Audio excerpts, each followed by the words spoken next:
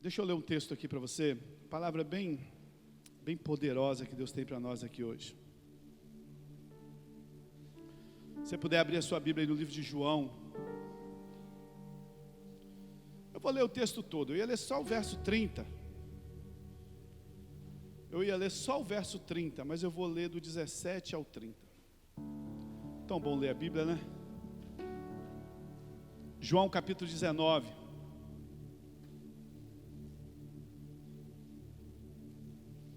A partir do verso 17. Aleluia. Acharam aí? João 19, 17. Levaram então Jesus, e ele carregando a própria cruz, saiu para o lugar chamado Caveira, que em hebraico é Gólgota. Esse texto fala sobre a crucificação de Jesus. Verso 18, ali o crucificaram juntamente com outros 2 homens, um de um lado, outro do outro. Pilatos ordenou também que colocasse um letreiro sobre a cruz, com esta inscrição: Jesus Nazareno, o rei dos judeus. Muitos judeus leram a inscrição,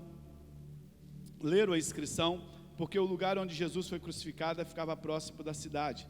A inscrição estava em hebraico, latim e grego.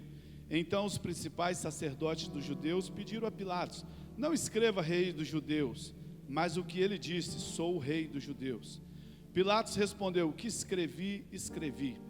Tendo crucificado Jesus, os soldados pegaram as suas roupas e o repartiram em partes, uma para cada soldado. Pegaram também a sua túnica, que não tinha costura, uma só peça de alto a baixo.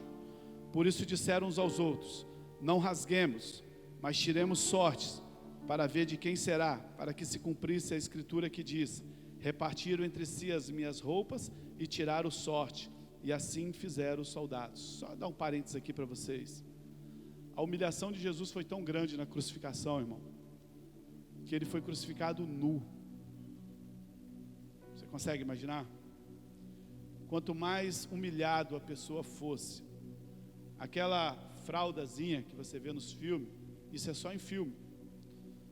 Jesus, além de tudo que ele sofreu, ele foi crucificado nu, para que a vergonha fosse a maior possível. Verso 25. E em pé junto à cruz de Jesus estavam sua mãe, irmã, sua mãe, mulher de Clopas, Maria Madalena. Vendo ali a sua mãe ao lado dela, os discípulos a quem amava, Jesus disse à sua mãe: mulher, aí está o seu filho. Então disse ao discípulo: aí está a tua mãe. A partir daquele momento, os discípulos manteve sob os seus cuidados. Depois, sabendo que todas as coisas estavam consumadas, para que se cumprisse as escrituras, disse: estou com sede. Havia ali uma vasilha cheia de vinagre. Então puseram uma esponja ensopada de vinagre num ramo de isopo e lhe ergueram até a boca de Jesus. Havendo provado o vinagre, Jesus disse: está consumado. Inclinando a cabeça, entregou o seu espírito. Fala assim comigo: está. Fala forte: está consumado.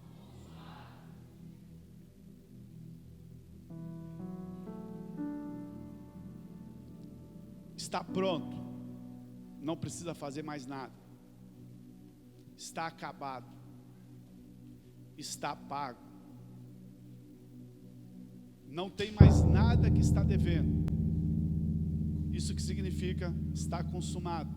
Tetelestai. Uma das coisas mais extraordinárias no Evangelho é que o Evangelho, primeiro você precisa saber o que significa o Evangelho. A palavra Evangelho significa boas novas, boas notícias. Sempre que você ouvir a palavra de Deus, ela tem que ser boas novas. Se ela não for boas novas, não é Evangelho. A palavra Evangelho não nasceu dos Evangelhos de Jesus. Ela era antes disso. Existia os povos que guerreavam cidades contra cidades. Eles saíam para lutar uma cidade contra a outra. As esposas ficavam em casa, as mulheres ficavam em casa, os homens saíam para lutar. os exércitos, e nesses exércitos tinha um homem chamado evangelista. E esse evangelista, ele tinha a responsabilidade de trazer a notícia se o exército tinha vencido ou não. Então, esse exército aqui saiu para guerrear, o evangelista foi junto. E ele ia junto com o exército. Se o evangelista voltasse, eram as boas notícias, era sinal que esse exército tinha vencido a batalha. Então o evangelista trazia as boas notícias. Se o evangelista não voltasse, é porque tinha perdido a guerra.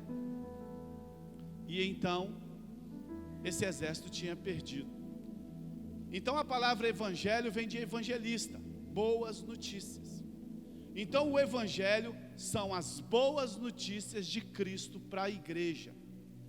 Toda vez que você ouvir a palavra de Deus, ela tem que ser boa notícia para você. Se for peso, se for acusação, se for lei, não é evangelho, é palavra humana. Existem épocas que as coisas se passam na vida. Por exemplo, quando Deus fez o homem no jardim do Éden, Ele colocou o homem no jardim do Éden. E qual era o evangelho do jardim do Éden? 2 árvores. E então Deus falou assim: olha, dessa árvore você pode comer, tudo aqui, dessa árvore você não come. Então tudo que era pregado no jardim do Éden era a notícia que da árvore do conhecimento do bem e do mal não poderia se comer. Se Adão e Eva não tivessem caído e nós vivêssemos até hoje no jardim do Éden, nós ainda estaríamos pregando: olha, tudo aqui nós podemos fazer, mas dessa árvore nós não podemos tocar. Só que o homem tocou e passou a fase do Éden. Entrou qual fase agora? Entrou a fase da lei de Moisés. Deus querendo restaurar o homem para andar com ele, Ele criou a lei. E a lei tinha mais de 600 mandamentos. Não pode isso, não pode aquilo. E o que aconteceu? O homem não conseguiu cumprir a lei. Como o homem não conseguiu cumprir a lei, passou a fase da lei. Se nós tivéssemos conseguido cumprir a lei, até hoje nós estaríamos falando: não pode comer carne de porco, não pode ficar no sábado. A mulher, quando estiver menstruada, ela tem que sair do meio do povo, ela tem que sair para fora. O leproso tem que ir para fora. E não sei o que. Todos aqueles 600 mandamentos que tinha a lei. A lei acabou. O homem não cumpriu. Passou a fase do jardim do Éden. Passou a fase da lei. E existem muitos lugares que ainda estão pregando a lei. Aí entrou a fase do evangelho, qual agora? Da graça do Senhor Jesus. Então nós não pregamos mais jardim do Éden, nós não pregamos mais lei, nós pregamos a graça do Senhor Jesus. E a graça do Senhor Jesus é o evangelho das boas notícias. Qual notícia? Que Ele morreu e disse: está consumado, está tudo pago. Vocês, nós agora podemos chegar diante de Deus, amém? Você pode dar uma salva de palmas para esse evangelho? Fala obrigado, Jesus. Uma das coisas mais extraordinárias do evangelho, uma das coisas mais extraordinárias dessas boas notícias, é que todas as coisas já estão concluídas em Cristo. Colossenses capítulo 2, do verso 9 e 10, olha o que Paulo fala sobre nós. Colossenses 2, 9. Porque nele habita corporalmente toda a plenitude da divindade. Em quem? Em Jesus habita toda a plenitude. Tudo que é de perfeito habita em Jesus. E estais, aí ele fala assim sobre a igreja: e estais perfeitos nele, que é a cabeça. Então o que Paulo está falando? Toda a plenitude habita em Cristo, e nós somos perfeitos nele, porque nós estamos com ele, amém? Nós já somos completos, nós já somos aperfeiçoados. Então a vida cristã, ela não começa com um faça, ela começa com um e já está feito. A boas notícias é que eu e você não precisamos fazer mais nada. A boa notícia é que tudo já está feito, tudo já está consumado. E isso é um princípio que Deus usa. Quando Deus fez o jardim do Éden, Ele levou 6 dias para construir o jardim do Éden, toda a terra, tudo. O homem foi criado no último dia. Quando Deus criou o homem, que Ele chegou, estava tudo pronto. O homem não precisava fazer mais nada. Deus falou assim: já está tudo pronto, é só você entrar e descansar. Se Deus quisesse a ajuda do homem, Ele tinha criado o homem no primeiro dia. Ele falou: pode deixar que eu faço tudo, deixa comigo, já está tudo pronto. Quando o povo estava escravo lá em Israel, no Egito, a Bíblia diz que o povo de Deus ficou escravo 400 anos no Egito. E Deus falou assim: eu vou tirar vocês dessa terra, vou levar vocês para uma terra que mana leite e mel, vou te colocar numa terra boa, vou tirar vocês dessa escravidão. Se Deus falasse isso com nós teríamos que dizer assim: Deus, o que nós vamos ter que fazer? Qual é o plano? Deus falou assim: eu já tenho um plano. Deuteronômio capítulo 6, verso 10 e 11. Quando, pois, o Senhor teu Deus te introduziu na terra que jurou aos teus pais, Abraão, Isaque e Jacó, que te daria, com grandes e boas cidades que tu não edificastes, olha aí, casas cheias de todo o bem que tu não enchestes, poços cavados que tu não cavastes, vinhas e olivais que tu não plantastes, e comerás e te fartarás. Deus falou: eu vou te tirar da escravidão, vou te levar para uma cidade que tem casa que você não fez, tem vinha e você não plantou, tem água e você não cavou. Eu vou te levar para um lugar que já está tudo pronto. A mesma coisa que Ele fez no jardim do Éden. Agora deixa eu falar para você, o mesmo princípio se aplica à salvação, o mesmo princípio se aplica à redenção. O convite de Deus é entrar no descanso. Adão recebeu um jardim pronto, o povo de Israel recebeu uma nação pronta. E deixa eu te falar, nós também já recebemos uma salvação pronta. Jesus disse: está consumado, não precisa fazer mais nada, eu paguei todo o preço que tem que ser pago, está consumado. Oh, aleluia! E você fica aí tentando fazer alguma coisa para merecer a salvação, porque te ensinaram assim. O Senhor disse: está consumado. E a Bíblia diz que Ele se assentou, e você pode então entrar e descansar. No cristianismo, nós somos convidados a participar de uma obra que já está pronta. Como pastor, eu recebo muitos irmãos bem intencionados: pastor, eu queria tanto trabalhar na igreja, eu queria tanto fazer alguma coisa.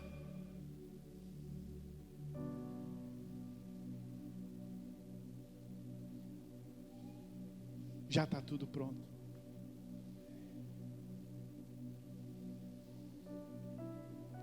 Deus não precisa da minha ajuda, Deus não precisa da sua ajuda. Antes de você vir, a igreja já existia. Ela já existe há 2000 anos atrás, com você ou sem você. Deus é poderoso para fazer a igreja crescer. Deus é poderoso para manter a palavra dEle. Deus não precisa de homem.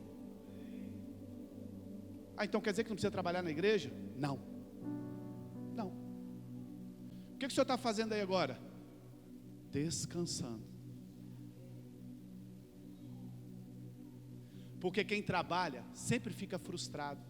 Porque quem trabalha está sempre esperando um elogio. Quando o elogio não vem,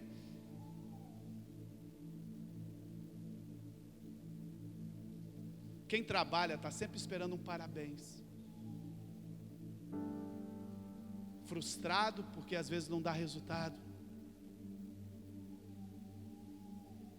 A obra de Deus está pronta na sua morte e ressurreição. E quando Cristo morreu e ressuscitou, Ele nos fez justos e santos. Ele já nos fez completo. E em Cristo nós já estamos prontos. Em Cristo nós já somos filhos de Deus. Em Cristo nós já somos justos. Em Cristo nós já somos santos. Em Cristo nós já somos habitação do Espírito. Em Cristo nós já estamos junto com o Cordeiro. E muito mais coisas que você possa imaginar. A partir do conhecimento de tudo isso, é que nós começamos a nossa vida cristã. Presta atenção. Quando que começa a sua vida cristã? Quando que começa a sua caminhada cristã? Quando acaba de Jesus. Quando acaba de Jesus.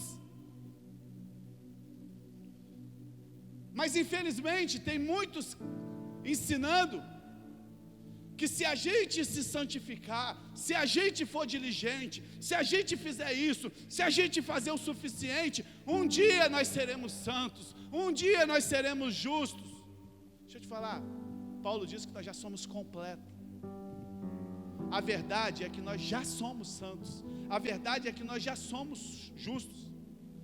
Talvez as suas ações possam não corresponder à sua nova identidade. Talvez a forma que você está vivendo não corresponde à santidade que você tem.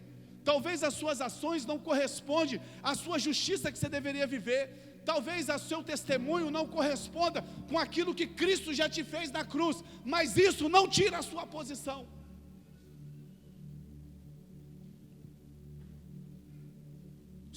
O filho pródigo, quando ele saiu de casa, as ações dele não correspondiam com o que ele era.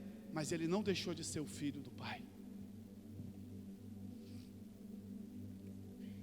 O problema é que nós invertemos as coisas, nós invertemos as ordens espirituais.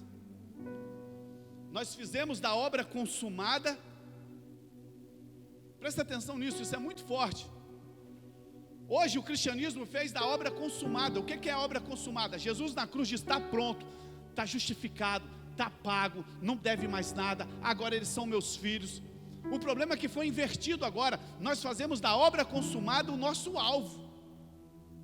Um dia eu vou ser santo, um dia vai estar tudo pago, um dia eu vou poder, quando eu chegar no céu. A obra consumada não é o nosso alvo, a obra consumada é o nosso ponto de partida. É da obra consumada que nós começamos a nossa vida andando em Cristo Jesus, uma vida perfeita que Cristo nos introduziu.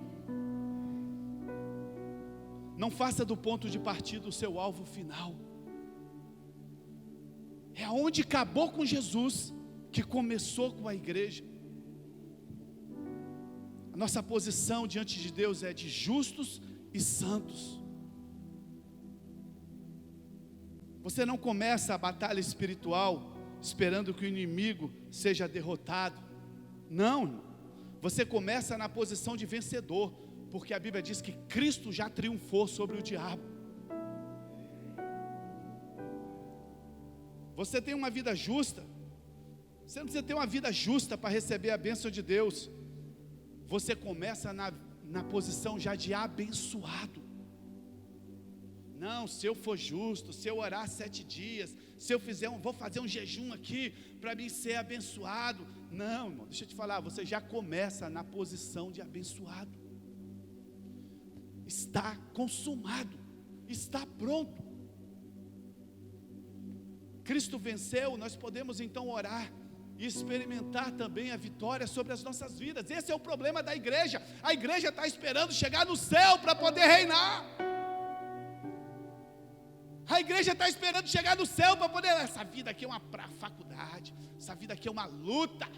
Oh, que vida difícil! Mas quando eu chegar no céu, eu vou cantar o hino da vitória. Que lástima. Cristo já te colocou na posição de vencedor. Cristo já te colocou na posição. Efésios capítulo 1, verso 3. Olha que lindo.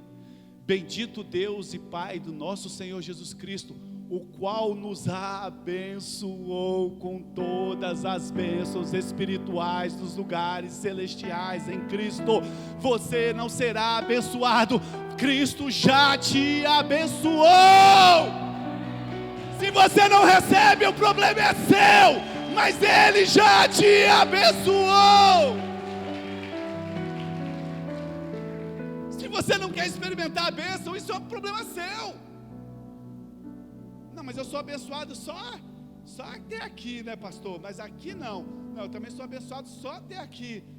Eu fui descobrir o que significava todas.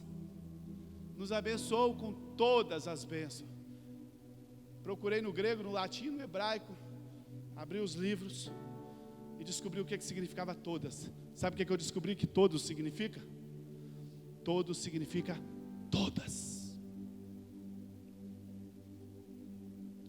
Você é abençoado nas suas finanças, você é abençoado no seu casamento, você é abençoado com seus filhos, você é abençoado com sua saúde, você é abençoado com sua vida emocional, você é abençoado com sua vida espiritual, você é abençoado com seus filhos, você é abençoado onde você botar a planta dos seus pés. Cristo nos abençoou com todas as bênçãos. Eu não sei o que você está querendo aqui nessa noite, eu não sei o que você veio buscar aqui nessa noite, mas deixa eu te falar, não tem mais nada para fazer por você, Cristo já te abençoou. Não depende mais de Deus. Se for da vontade de Deus, deixa eu falar, Deus já fez a vontade dele há muito tempo atrás. Vamos orar aqui para ver se é da vontade de Deus que a pessoa seja curada. Vamos orar aqui para ver se é da vontade de Deus. Deixa eu falar para você, irmão, a vontade de Deus já foi feita há muitos anos. Isso aqui não é discursozinho de pensamento positivo não, tá, irmão? Se tem uma furada nessa vida, é livro de pensamentos positivos. Você precisa ler um livro de pensamentos positivos. Lê. Você pode ler. Ele vai ser uma bênção para você. Até o dia que a sua consciência te mostrar os seus pecados, você fala assim, isso não vai dar certo comigo não.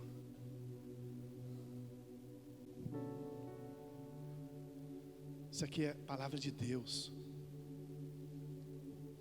Você que não veio domingo passado aqui, quem veio domingo passado, me permita dar o exemplo de novo que eu vou dar, porque isso marcou demais a minha vida. Você que está nos visitando nessa noite, chamaram uns teólogos, uns grandes teólogos do mundo, para cada um representar a sua religião. Tinha budista, tinha do islamismo, tinha tudo quanto é gente lá. E quem estava representando os cristãos era C.S. Lewis, um dos maiores teólogos do mundo. E ele estava representando os cristãos. E todo mundo estava falando por que a religião dele era a melhor do mundo. Aí chegou a hora dele defender o cristianismo. E ele falou assim, se eu falasse para vocês que o cristianismo é a melhor religião do mundo, porque os ensinos de Jesus são os melhores que existem, vocês diriam assim, não é verdade, os nossos ensinos também são bons. Se eu falasse para vocês que o cristianismo é a melhor religião do mundo, porque Jesus ressuscitou os mortos, vocês diriam assim, não é o melhor não, porque na nossa religião também os mortos ressuscitam. E ressuscita mesmo, tá, irmão? Se eu falasse qualquer coisa, vocês diriam que a de vocês também tem. Mas deixa eu te falar porque que o cristianismo é a melhor religião do mundo. Porque é a única religião que quanto mais, porque todas as religiões do mundo, elas funcionam assim, você só será abençoado pelo seu Deus se você fizer algo, você só será abençoado, tem uma religião lá do islamismo, se você botar uma bomba no seu corpo e se explodir, você ganha 50 virgens no... Irmão, o cara é doido 2 vezes, porque eu não aguento uma mulher, como é que eu vou ter 50, irmão? Né? Toda religião do mundo, ela é baseada naquilo que você faz para você receber do seu Deus. C.S. Lewis disse assim, sabe qual é a diferença do cristianismo? É que no cristianismo, quanto pior você for, mais o seu Deus vai te amar. quanto pior nós formos, mais Deus vai nos amar, porque nós estamos baseados na graça, e onde habitou o pecado, a Bíblia diz que superabundou a graça. Sabe qual é o prazer de estar no cristianismo? Porque o nosso Deus não está olhando a nossa performance, Ele está olhando a performance que Cristo fez na cruz. Quando Deus olha para nós, Ele não vê nós, Ele vê o que Jesus fez na cruz, e Ele fala para nós: está aceito, eu amo vocês. A obra já está pronta. E Efésios capítulo 1:3 diz que todas as coisas nos foram abençoadas. E Paulo disse que estamos sentados na obra concluída. Quando você acaba de fazer uma obra, o que você faz? Você está pintando uma parede, né? Você está fazendo alguma coisa, consertando alguma coisa na sua casa. Quando você acaba de fazer essa coisa, o que você faz?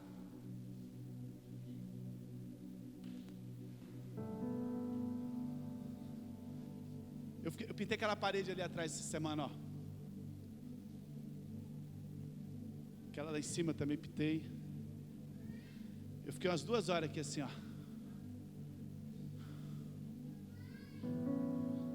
Chamava o Vandinho e falei: ficou top, né? Rapaz, muito bom. Quando você acaba de fazer algo que ficou bom, sabe o que você faz? Você se assenta para poder se deleitar. A Bíblia diz que Jesus, Ele se assentou porque a obra já estava pronta. Jesus não está preocupado lá no céu: será que eles vão conseguir? Será que eles vão se santificar? Será que eles vão jejuar? Ai, vai mais um pouquinho, vai! A Bíblia diz que Jesus se assentou porque já está tudo pronto. Mas toda vez que você tenta se tornar santo e justo com as suas obras, não, essa semana eu vou jejuar porque eu preciso me santificar, essa semana eu vou fazer, mas eu preciso santificar a minha vida. Toda vez que você tenta fazer isso, só sobra cansaço. Você se desgasta para ter uma vitória. Quando você for orar, você tem que orar na posição de vitória. Já viu os crentes orando, crente derrotado?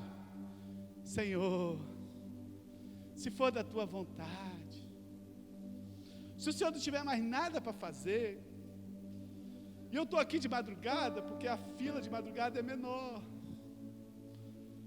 O cara morrendo de sono, fui orar de madrugada, irmão, estava orando de madrugada: Senhor, abençoa minha esposa, abençoa meu filho, abençoa o diabo. Sabia nem o que eu estava falando mais, eu estava orando até para abençoar o diabo. Quando você começa a fazer com a sua força, irmão, não dá. Você só se desgasta. Mas quando você ora na posição de vitória, porque Cristo já te colocou nessa posição de vitória, Ele enfrentou o inimigo, Ele derrotou o inimigo. Quando você recebeu Jesus, você foi aperfeiçoado no seu espírito para sempre. A Bíblia diz que o seu espírito não peca.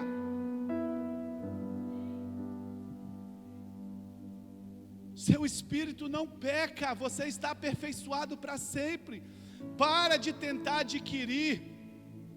Tem gente na igreja: eu vou na igreja para receber uma bênção, eu vou fazer uma campanha na igreja para receber uma bênção, eu vou fazer isso ou aquilo para receber uma bênção, eu vou fazer isso para receber. Para de tentar adquirir e comece a receber o favor de Deus. Começa a receber aquilo que você já tem. Para de tentar adquirir a cura, começa a receber a cura. Todas as bênçãos que o Senhor conquistou na cruz é direito nosso, é herança nossa. Para de querer adquirir com suas forças, tome posse. Há 2000 anos atrás, Jesus na cruz pendurado disse assim: está consumado.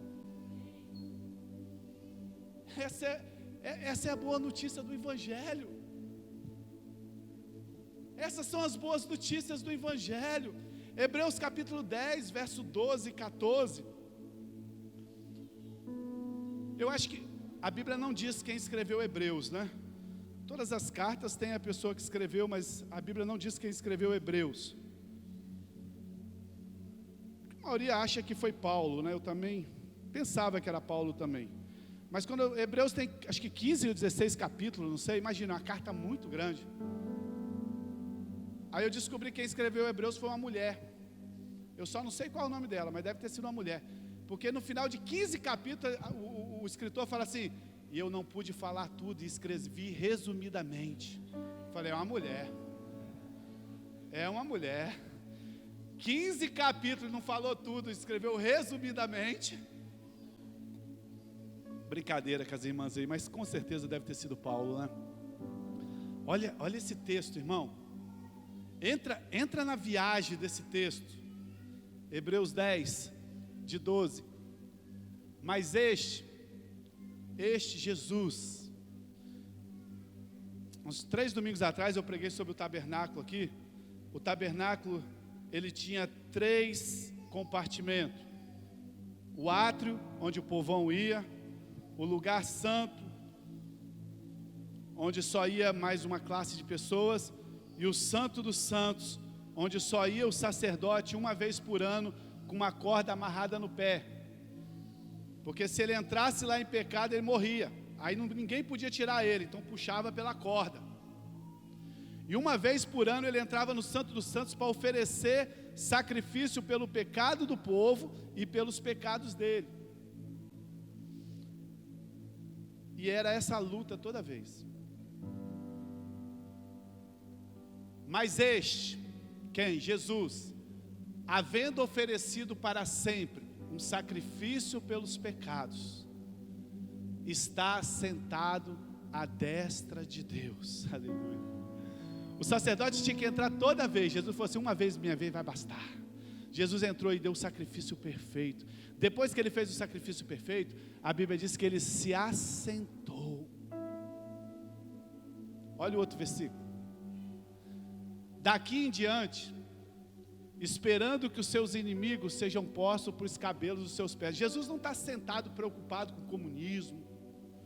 Jesus não está sentado preocupado com a nova era. O que tem de crente preocupado com a nova era?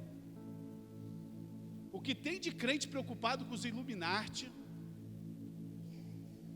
O que tem de crente preocupado com a nova ordem mundial?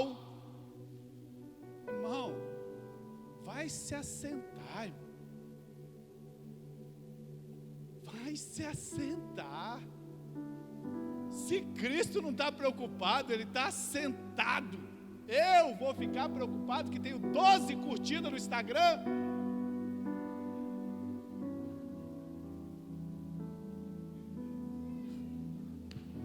Essa veio aqui de supetão.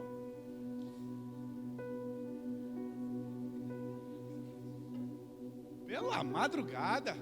Se Cristo não está preocupado, você está aí reunido de noite, preocupado com pessoas de quem? A nova ordem mundial. Irmão, daqui em diante, Jesus está esperando. A hora vai chegar. Você já viu alguém esperando? Tranquilo, irmão. Tranquilex, né? Esperando a hora que os seus inimigos sejam postos debaixo dos seus pés. Porque com uma só oblação, um só sacrifício, aperfeiçoou para sempre os que são santificados.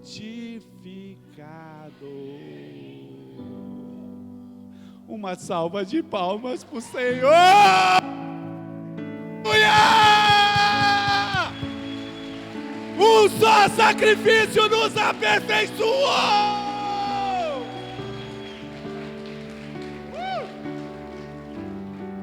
Aleluia. Tem mais esse aí? Acabou aí, né? Meu Jesus. E você se matando. Tudo foi conquistado na cruz.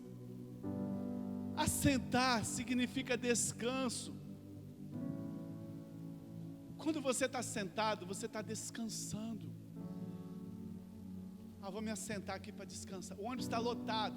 Você acha uma vaguinha para sentar. Quando você consegue, você chega e fala assim: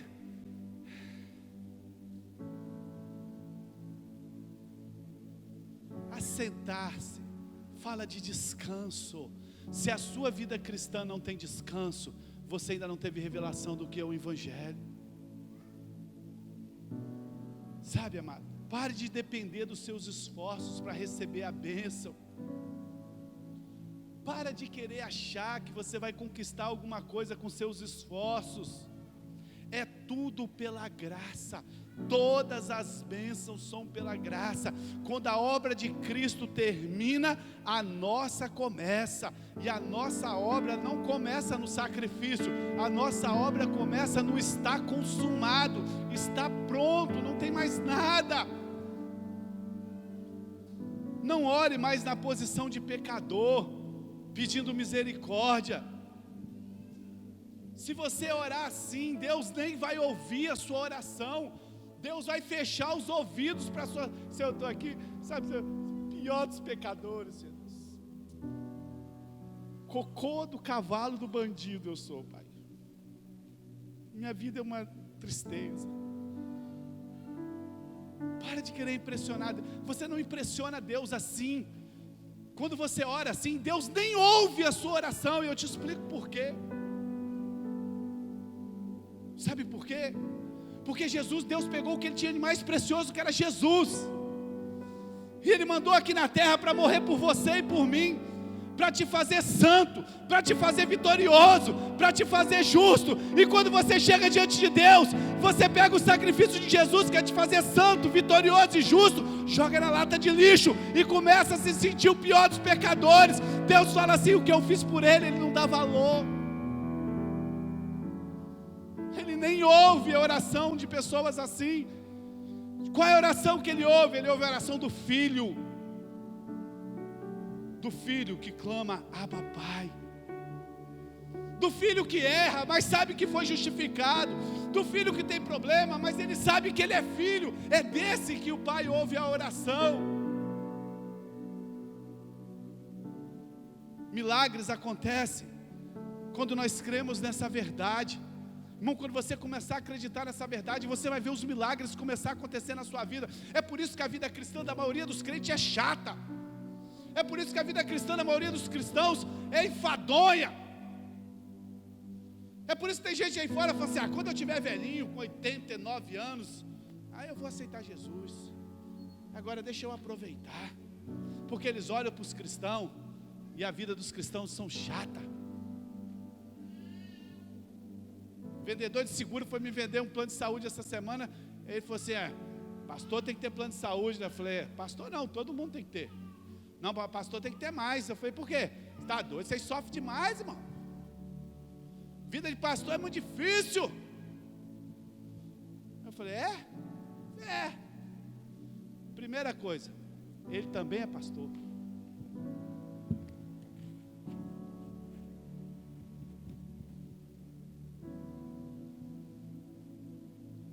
Eu falei: não é não.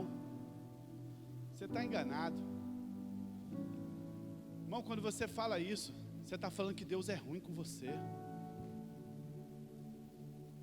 Você acha que Deus não é poderoso para sustentar os pastores que Ele levantou nessa terra? Se está ruim, a Bíblia diz que a obra de Deus é boa, perfeita e agradável. Se está ruim, é porque está fazendo coisa errada. É porque não tem o favor de Deus. É porque não tem a mão de Deus abençoando. Porque aonde tem o favor de Deus, aonde tem a mão de Deus abençoando, não tem nada de ruim não, é bênção. Mas mexe com muita gente. Eu falei: eu quero mexer com mais. Mas deixa eu falar para vocês, eu não morri na cruz para ninguém não. Quem morreu na cruz foi Jesus. Eu prego as boas notícias. E a mesma palavra que eu prego para esse, eu prego para aquele lá do final, é a mesma para todo mundo. Quem tiver o coração que receba. Eu não tenho que mudar a vida de ninguém. Seu casamento está acabando, eu tenho uns 5 conselhos para te dar. Se você não quiser, que acabe, problema seu. Você acha que eu vou dormir preocupado com isso? Nem um segundo. Eu não morri na cruz para ninguém de vocês aqui. Quem morreu na cruz foi Jesus. Eu tenho a obrigação de trazer a verdade do Evangelho. Sabe, amados, quando você entende que você é filho, milagres começam a acontecer na sua vida. A vida cristã passa a ser legal, a vida cristã passa a ser divertida, a vida cristã passa a ser uma aventura. Vem aqui no dia 18, no nosso lanche aqui, que você vai ver. Nosso lanche é muito massa, a gente oferta para o lanche, ajuda a fazer e ainda compra o lanche. Uma salva de palmas para os irmãos. A gente oferta, faz e ainda compra. Para quê, pastor? Nós não vamos abrir lanchonete não, irmão. É para poder fazer um encontro com Deus por R$50. Para poder levar pessoas para receber. Isso é uma aventura, irmão. Sabe qual é a chance que nós temos de dar certo esse negócio? Sabe qual é a chance que nós temos de fazer lanche, entregar, comprar, comer? Sei lá se tem chance de dar certo. Mas eu vou me divertir. O último aqui nós comemos carne cru. Igual. E daí? Esse agora nós contratamos um profissional. Vai ficar melhor. Mas o que eu quero dizer para vocês, que isso é uma grande aventura. Sabe por quê? Porque nós estamos na posição de filho. Cuidado para você não ser natural com as coisas de Deus. O verdadeiro evangelho, ele é sobrenatural. A Bíblia diz que o justo viverá pela fé. Mesmo que nós não vejamos a nossa perfeição. Mesmo que nós não somos perfeitos, irmão, mas nós começamos a jornada na posição de justos, de filhos. É como uma criança. Esse aqui já está grande, aquele ali, ó. É como o Gaelzinho ali, ó. A vida cristã é daquele jeito. Você olha para o Gael, ele é perfeito. Falta nada nessa criança aí. Mas ele ainda é uma criança. Ele vai ter que aperfeiçoar muitas coisas ainda. A nossa vida cristã começa como uma criança. Nós começamos perfeito. Beleza que você ainda não tem revelações. Beleza que você ainda não entende muita coisa da Bíblia. Beleza que você ainda dá uma caída aqui. Você vai gatear e cai ali. Não tem problema. Isso não te deixa de ser perfeito. Você continua sendo perfeito. Porque Cristo fez todas as coisas. Está consumado. A justiça de Deus foi satisfeita. A santidade de Deus foi satisfeita. O amor de Deus foi plenamente expresso. Se você... eu tenho tempo pra caramba. Vou te falar um negócio agora para encerrar, para a gente ceiar. As últimas palavras de Jesus na cruz, antes de morrer, foi: está consumado. Fala assim comigo: está consumado. Jesus está morrendo na cruz. As últimas palavras dele.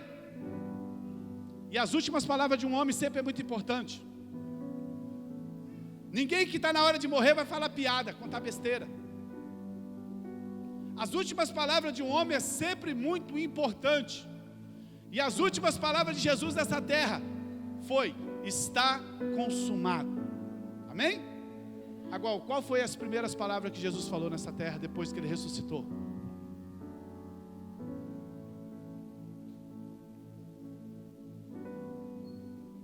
Três coisas o Senhor falou aos seus discípulos depois que a obra estava consumada. Presta atenção na viagem aqui. As últimas palavras de Jesus na cruz era: está consumado. Jesus ressuscita.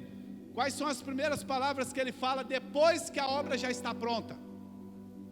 Agora ele está lidando com um povo. Antes dele morrer, ele estava lidando com um povo pecador. Ele estava lidando com um povo que estava fora que não tinha pagado o preço ainda pela redenção deles. Agora ele está lidando com um povo que já teve a redenção, já foram feitos santos, já foram feitos justos, porque ele morreu e ressuscitou. Depois que ele fez isso, qual foi as primeiras palavras dele? João capítulo 20, verso 19. Chegado, pois, a tarde daquele dia, primeiro dia da semana, cerrando as portas, onde os discípulos, as portas estavam fechadas, com medo dos judeus, se tinham ajuntado, chegou Jesus tinha acabado de ressuscitar, não tinha aparecido para ninguém ainda, as portas estavam todas fechadas, ele entrou, e pôs-se no meio deles e disse: paz seja convosco. Paz seja contigo. Jesus não chegou dando um critério: olha, eu morri, agora vocês vão, faça isso, faça aquilo outro, sai, abre uma igreja, compra som, santifica, vai para o monte. Não, Jesus falou assim: paz seja contigo. Ele mostrou as feridas nas mãos dele e disse: paz seja contigo. Nós só podemos encontrar paz na obra consumada de Cristo. Nós só podemos encontrar paz quando nós olhamos as feridas de Cristo. Tudo na vida cristã tem que começar com paz. Muitos querem viver, com a sua força na vida cristã. Muitos querem viver com o seu trabalho, com seus conceitos naturais, e o resultado disso é sempre ansiedade, é sempre peso. Esse ano eu vou fazer isso, esse ano eu vou fazer aquilo, e no final é sempre peso. Outros querem liderar, mas não têm paz. Como poderão fazer isso? Como poderão liderar a obra de Deus sem paz? Todo ministério começa e está baseado na paz. Se você quiser ter uma célula na sua casa, tem que ter paz. Se você quiser ganhar vidas, tem que ter paz. Tudo começa com paz. Primeira coisa, para você ser um cristão, você precisa lançar o peso fora e entrar no descanso de Deus. Você quer ser um cristão abençoado? Primeira coisa que você tem que fazer, entregar para Jesus todo o seu fardo. Entregar para Jesus todo o seu peso. Entregar para Jesus toda a sua angústia. Entregar para Jesus toda a sua ansiedade. Entregar para Jesus toda a sua força. Você quer ser um cristão abençoado? A primeira coisa que você tem que fazer é entregar tudo para Deus e começar a ter paz. A primeira coisa que Jesus falou foi paz. Se você não tiver paz, você ainda não está desfrutando da obra de Deus na sua vida. A segunda coisa que Jesus falou, João 21:15, ele disse assim: e depois de terem jantado, disse Jesus a Simão Pedro: Simão, filho de Jonas, ama-me mais do que estes? E ele respondeu: sim, Senhor, tu sabes que eu te amo. E disse Jesus: apacenta os meus cordeirinhos. A primeira coisa que Jesus disse foi paz. A segunda coisa que Jesus disse foi: tu me amas? Presta atenção nisso aqui. Jesus, ele encontra os discípulos pescando, e ele convida os discípulos para jantar com ele na praia. Agora olha a sequência. Primeiro você precisa ter paz. Quando Jesus encontrou eles lá na casa deles, falou assim: olha, ele não perguntou lá se ele amava Jesus, ele falou lá para eles lá na casa: a paz seja com você. Olhe para minhas feridas na cruz, que vocês vão encontrar paz. Depois que ele encontrou Jesus, encontrou os discípulos de novo, ele falou assim: depois que você tiver paz, você está sendo desafiado a me amar, a amar o Senhor. Para você ser um cristão abençoado, a primeira coisa que você tem que descobrir na sua vida, o quanto nós somos amados por causa do grande preço das feridas que Jesus passou na cruz. Enquanto você não descobrir o quanto você foi amado, enquanto você não olhar para as feridas de Jesus na cruz, você não vai descobrir o quanto você foi amado, o quanto causou dores para Jesus. A salvação é uma graça para nós, mas ela custou tudo para Jesus. Ela foi de graça para nós, mas ela teve um preço altíssimo para Jesus. Você nunca será um cristão abençoado enquanto você não olhar as feridas de Jesus, enquanto você não for conquistado, enquanto você não entender que você foi amado. Uma vez que nós entendemos o quanto nós somos amados, a nossa resposta espontânea também é amar o Senhor. Sabe por que tem muitas pessoas que não conseguem firmar na igreja? Porque elas vêm para a igreja atrás de uma bênção, ela vem atrás de uma porta de emprego, ela vem atrás de uma cura. Deus quer te dar tudo isso, mas esse não pode ser o motivo de você estar aqui, porque depois que você tiver a sua bênção, você não tem mais nada para fazer aqui, você perde o prazer de estar aqui. Tem pessoas que vêm para a igreja porque o casamento está sendo destruído e Deus quer restaurar o seu casamento. Tem pessoas que vêm para a igreja porque está no problema financeiro terrível e Deus quer resolver o seu problema terrível. Só que depois que resolve, a pessoa não tem mais nada para fazer aqui. Sabe o que ela faz? Ela vai embora.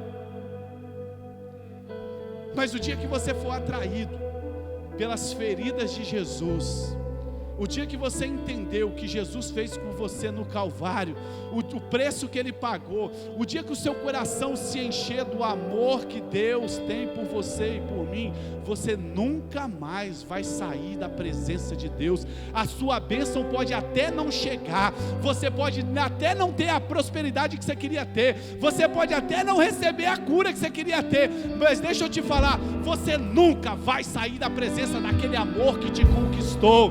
A primeira coisa para você servir o Senhor é ser conquistado pelo amor de Deus. Por isso que Deus falou assim: tu me amas? Nós precisamos conhecer como somos amados de Deus. Depois que Jesus falou assim: a paz seja contigo, olha a sequência, olha que coisa louca. Depois que Jesus falou assim: a paz seja com vocês, me amas? Jesus foi para a terceira palavra em João 21, 22, e ele disse assim, e disse-lhe Jesus: se eu quero que fique até que eu venha, que te importa? Segue-me tu. Depois que você conhece a paz e o amor, Jesus volta para Pedro e fala assim: então me segue. Escute isso que eu vou te falar nessa noite. Infelizmente, muitas pessoas estão tentando seguir o Senhor sem a paz e sem o amor. Só pode seguir o Senhor quem experimentou a paz. Só pode seguir o Senhor quem tem o seu coração conquistado pelo seu amor.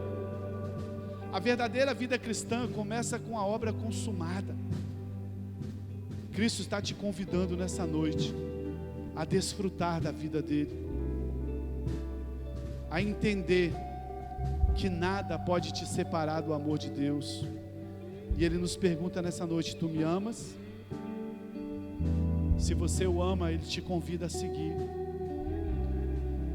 E toda vez que você segue a Deus assim, meu amado, não tem peso, não tem angústia.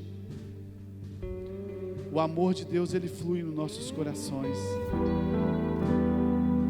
Feche os seus olhos nessa noite. Deus está te convidando a começar uma caminhada, uma aventura com Ele. Infelizmente, muitos estão querendo começar a seguir a Cristo sem paz, sem amor, e se sente condenado. Fica tentando procurar a aprovação de Deus através das suas obras, mas Deus quer mudar isso hoje na sua vida. Basta você começar a sua vida cristã onde Cristo terminou. Aproprie-se da glória, da obra que foi consumada na cruz. Faça do fim de Jesus o seu começo. Faça da consumação de Cristo o seu início. Esse é o grande segredo da vitória da vida cristã. Feche os seus olhos nessa noite. Deus trouxe as boas novas para você nessa noite. Ele está te oferecendo paz, está te convidando você a amá-lo. Ele te convida você a segui-lo. Essa noite, responda para Ele essa palavra que você ouviu.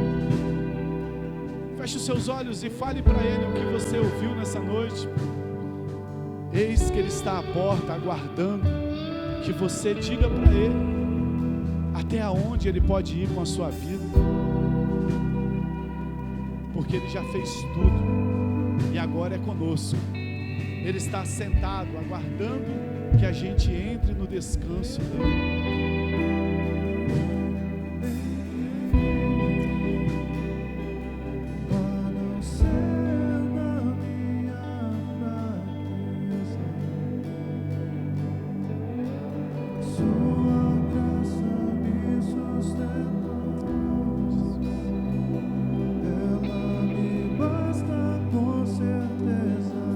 Nessa noite que o seu coração está aberto para Ele. Oh, Jesus. Receba as boas novas do Evangelho.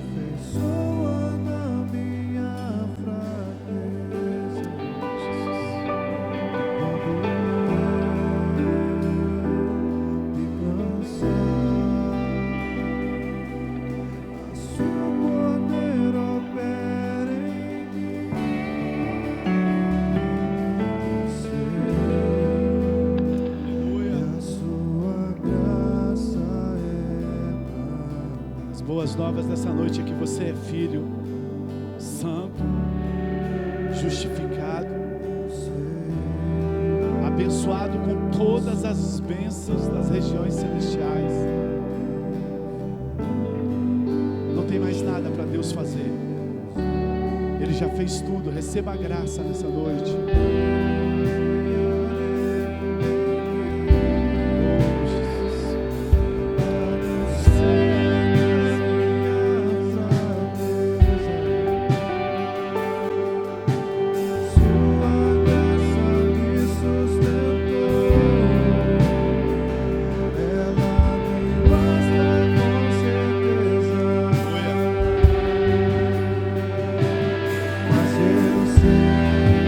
Convidar você a ficar de pé nessa noite. Você que pode.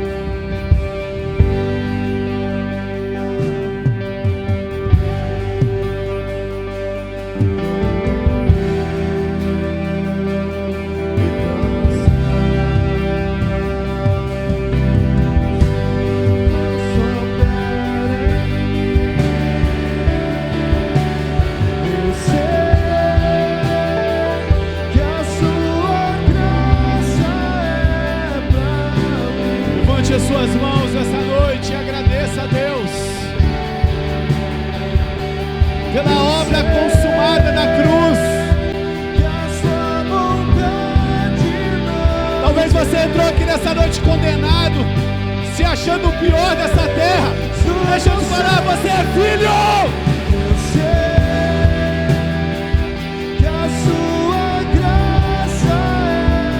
Talvez você entrou aqui nessa noite olhando pelas suas obras e você fala: eu sou o pior pecador daqui.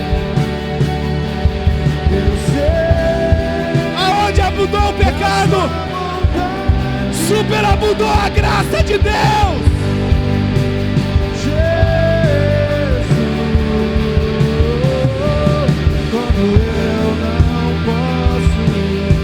Sinta-se amado nessa noite. Jesus morreu por você, porque você é precioso.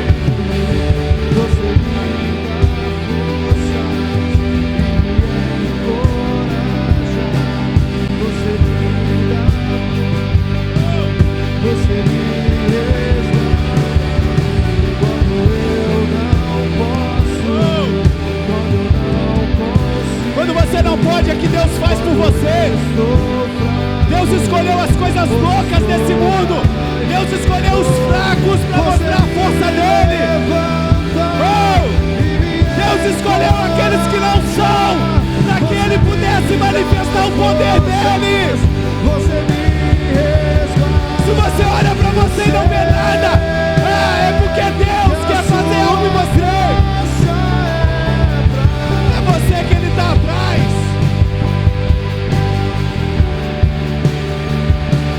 Eu sei.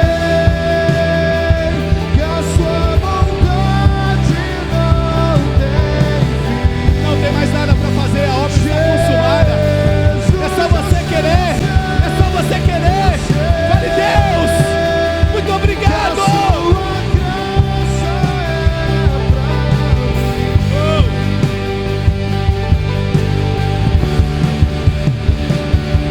Eu sei.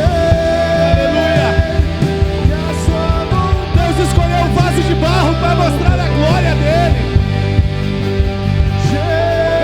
As coisas fracas desse mundo para mostrar a força dele. Deus escolheu as coisas que não são para que ele pudesse ser tudo neles. Deus escolheu os pobres para que ele fosse a riqueza dele. Talvez você entrou aqui nessa noite com sentimento de acusação. Você tem olhado para a sua performance, você tem olhado para a sua conduta e você tem pensado assim: eu não mereço nem estar aqui. Eu queria ser como aqueles grandes homens de Deus. Eu te falar: você é. Você não será, você é. Deus já colocou o Espírito Santo dentro de você. Você é a única pessoa nessa terra que está atrapalhando você crescer, porque você não consegue olhar para você com a obra terminada. Você não consegue olhar para você como santo, como justificado. mas Deus te trouxe aqui nessa noite para te dizer que a obra na sua vida já foi completa. Oh, aleluia. Essa é as boas notícias do Evangelho nessa noite. Eu queria orar por você nessa noite. Feche os seus olhos. Coloca a mão no teu coração nessa noite. Pai, em nome de Jesus, a Tua palavra quebra, Senhor Deus, toda mentira. A Tua palavra quebra todo o engano de Satanás, todo o sofisma que o inimigo levantou até hoje contra os Teus filhos, da posição deles, ó Pai, da posição de filhos, ó Pai, falando para eles que eles não merecem, que eles não são competentes. Pai, nós jogamos por terra agora todo o sofisma do diabo. Pai, nós nos apegamos à obra consumada.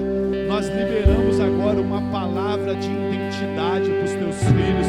Nós liberamos uma luz no coração dos Teus filhos, removendo todas as trevas, removendo todo o engano da religião, tudo aquilo que foi plantado no coração deles, que eles só seriam aceitos se eles tivessem algo para oferecer. Pai, nós repreendemos isso em nome de Jesus. A religião tentou colocar peso, mas nós declaramos, ó Deus, que a obra da cruz, ó Deus, é a obra da redenção, daquilo que Deus fez por nós, não daquilo que nós fazemos para Deus.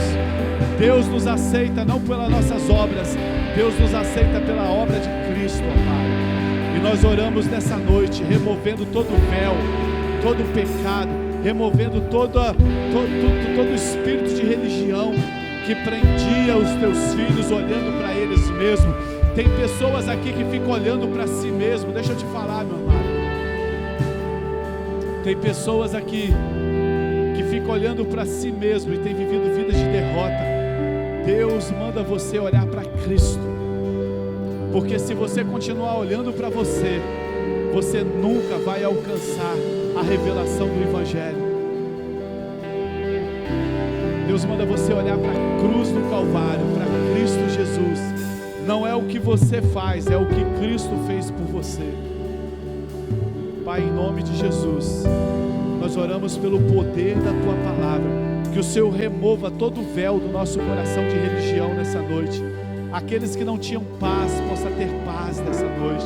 Aqueles que não amavam o Senhor, possam sentir amor pelo Senhor nessa noite.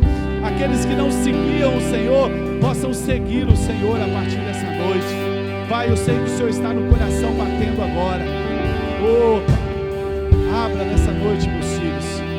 Deus está batendo no teu coração. Abra o teu coração nessa noite para Ele entrar. Deixa Ele entrar, para Ele cear com você, para Ele fazer morada com você. Ele vai te dar uma vida, uma aventura nessa terra. Em nome de Jesus, nós oramos pela sua vida. Recebe nessa noite a bênção do Senhor, no nome de Jesus. Seja livre, seja livre, seja livre, no nome de Jesus. Você pode levantar suas mãos e aplaudir o Senhor nessa noite. Seja livre, seja livre. Fale, eu sou livre, eu sou livre. Fale, eu sou livre da religião.